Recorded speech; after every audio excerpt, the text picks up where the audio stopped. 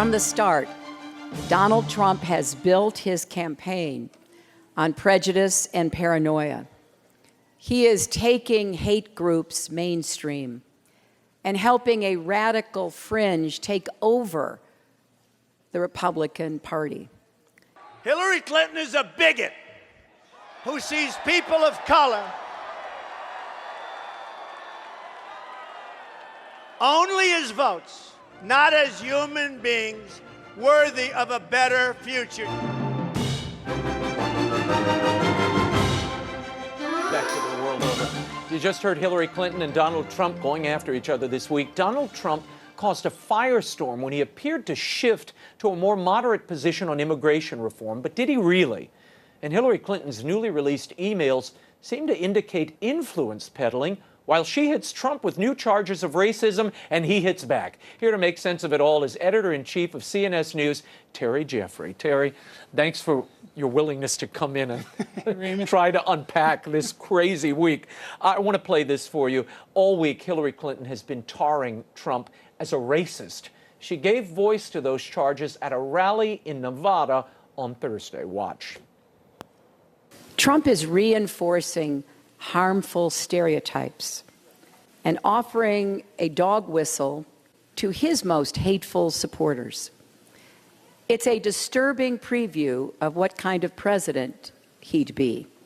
And that's what I want to make clear today. A man with a long history of racial discrimination, who traffics in dark conspiracy theories drawn from the pages of supermarket tabloids and the far dark reaches of the internet. Well, Donald Trump wasn't going to sit still for that. He responded preemptively at his own rally.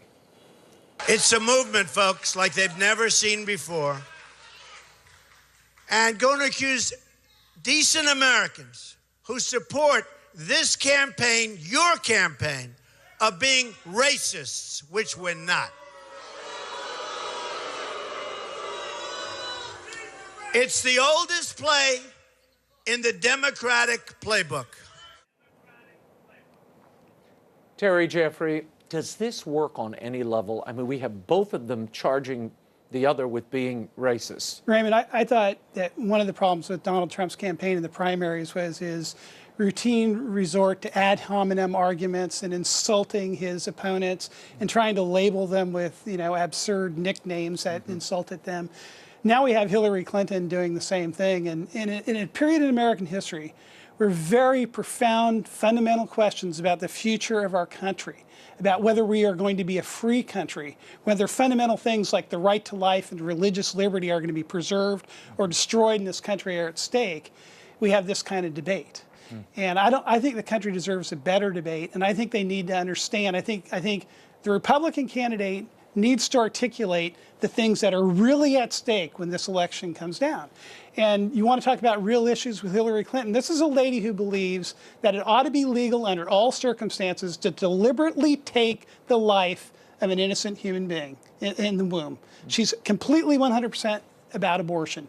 That's one thing this campaign is about. She also was a part of the Obama administration and has supported Obamacare, which, as you know, includes this regulation that forces people to purchase health insurance plans that include sterilizations, contraceptives, and abortion-inducing drugs. They took the Little Sisters of the Poor, the Diocese of Pittsburgh, the Archdiocese of Washington, D.C., multiple other Catholic institutions, all the way to the United States Supreme Court to try and enforce that point. Right now, for example, there's a case coming up through the federal courts of a family in Missouri who says, why should we as a family have to buy a health insurance plan that would provide an abortifacient to our daughters? These are the issues that are at stake, fundamental issues at stake. The country deserves a debate on those.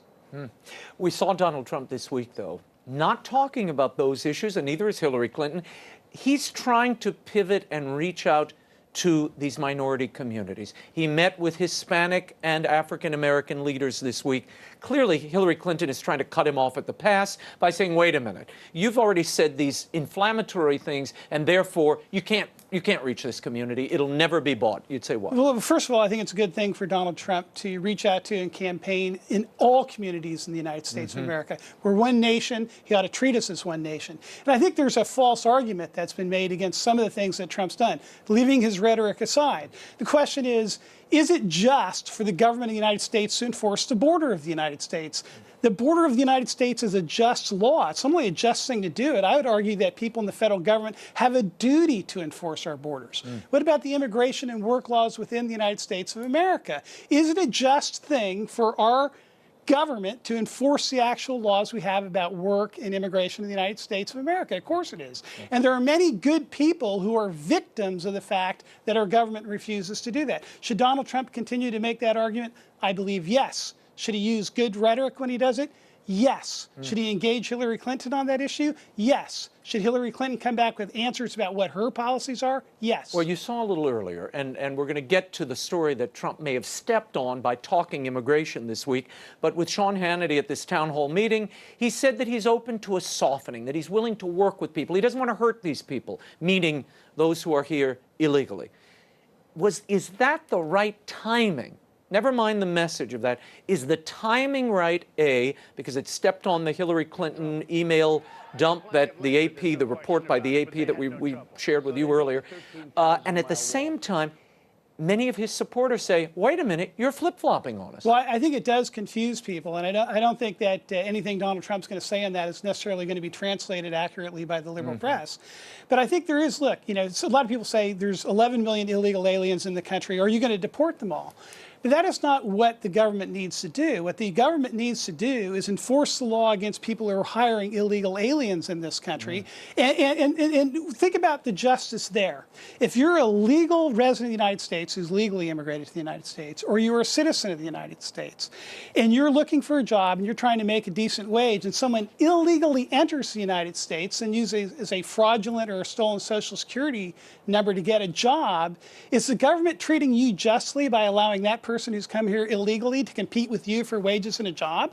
Do you have a right to have a government that actually enforces the law that you obey, that the legal immigrant obeys, in order to give an advantage to someone who came here illegally and is flouting the law?